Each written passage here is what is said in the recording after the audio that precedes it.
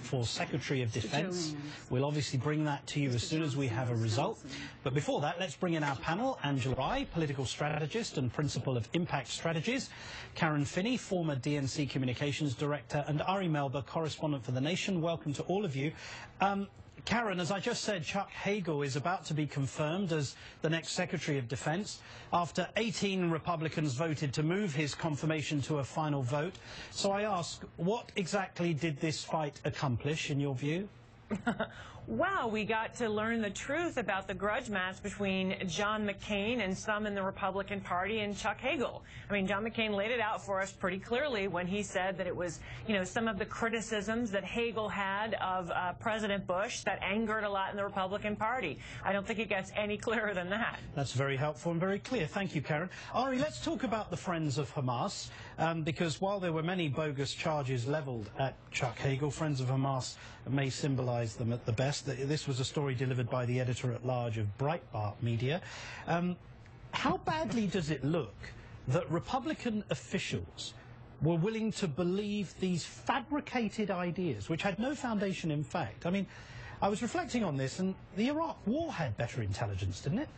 Well, I think it goes to credibility. Credibility doesn't mean that you sometimes get it right. Credibility goes to whether you have a process and an authority and a trustworthiness about how you conduct yourself in campaigns and in office. And so Ted Cruz, who's gotten a lot of attention for being loud, well, he has every right to be loud. He doesn't have a right to smear this way. And that's the big thing here that I see. This isn't just the fact that the White House played this out and won and are winners today. There's a lot of Republicans who are losers today, not only because they lost the vote, obviously, but because of the way they conducted themselves. Right.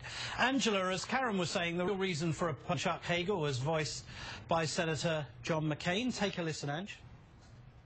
There's a lot of ill will towards Senator Hagel because when he was a Republican, he attacked President Bush mercilessly.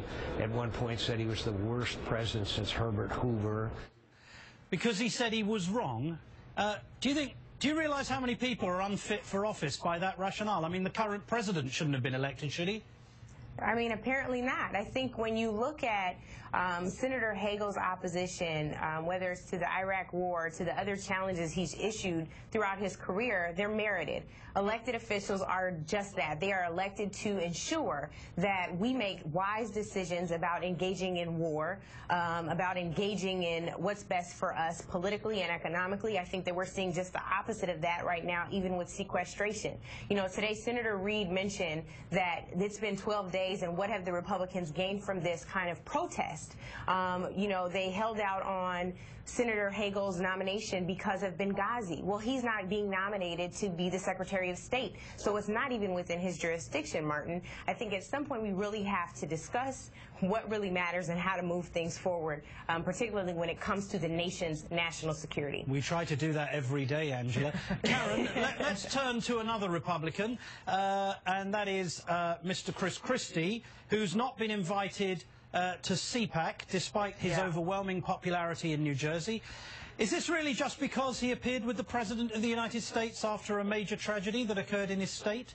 Was that was that the crime? Was that the sin? No. I'm sure that had nothing to do with it, Martin. I think there was probably just, let me just tell you, in Washington speak, we would say there was a scheduling conflict. I'm sure it was something of that nature. Now, look, I think Greta pointed this out last night, rightfully so. This is a very clear message, not just to Christie, but to others who may be thinking about what I think CPAC would consider stepping out of line. I mean, remember, this wing of the Republican Party is feeling very emboldened this week. We had, a member of Congress yesterday saying that, when we get to sequester, that is going to be a huge coup for the Tea Party. So this is a very clear message about what it means to keep in line. I think Karen's right, Martin, that obviously CPAC is trying to draw a line here. The problem for CPAC is they're always losing, okay? They didn't like John McCain. They didn't like Mitt Romney. CPAC doesn't even pick the GOP nominee. And as the whole party does move to the right, and it is a real problem,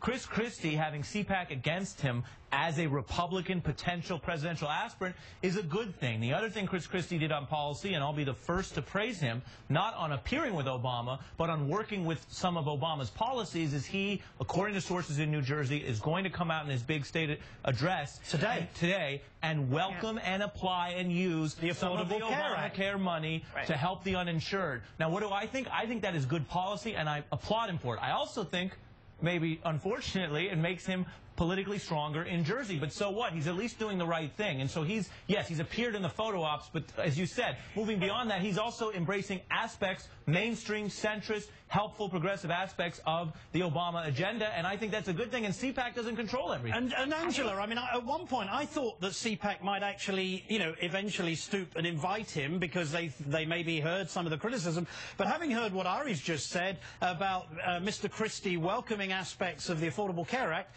he literally is never going to be invited by CPAC, is he?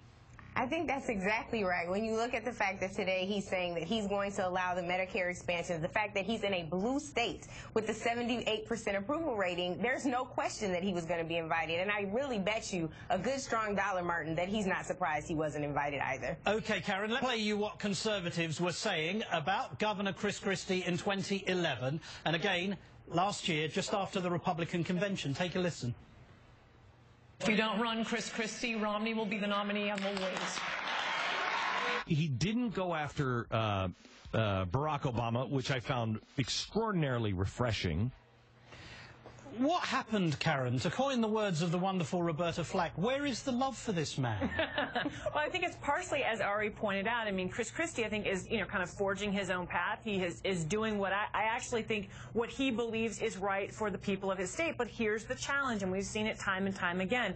I mean, I would just remind Ari that the argument against Mitt Romney and John McCain when it comes to the CPAC crowd is they were not true conservatives. And this is the real fundamental struggle within the Republican Party, right? Some are saying we've got to move farther to the right and have a true conservative.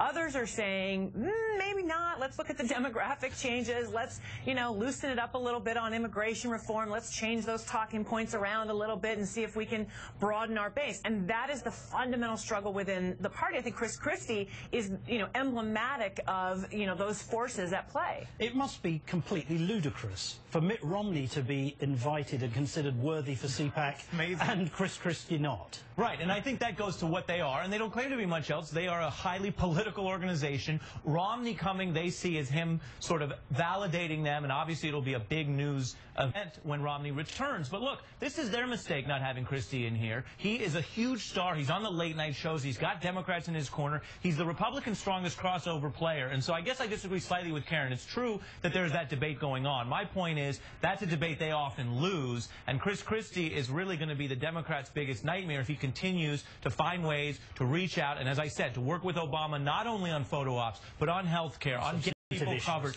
things that we have to care about that are bigger than politics. I'm afraid I can't. If he runs for president, though, Ari, he will still have to get through a Republican primary. Don't forget. Okay, Karen Finney always lays the last blow. Karen Finney, Angela Rye, and Ari Melba, thank you both, all of you, sorry. Next, a breakthrough on immigration starring Senator John McCain. Yes, stay with us. Sit down together and you guys can figure this out. Right. But if you watch Lincoln, which, by the way, was the most overhyped movie in the history of man, I'd rather watch Killing Lincoln or have Steve read it to me, which would work well the first time. Rather get the audiobook. Steve I'd be Kill Me. Right. That would be me reading it. Which I think O'Reilly's working on right after he kills Jesus. Well,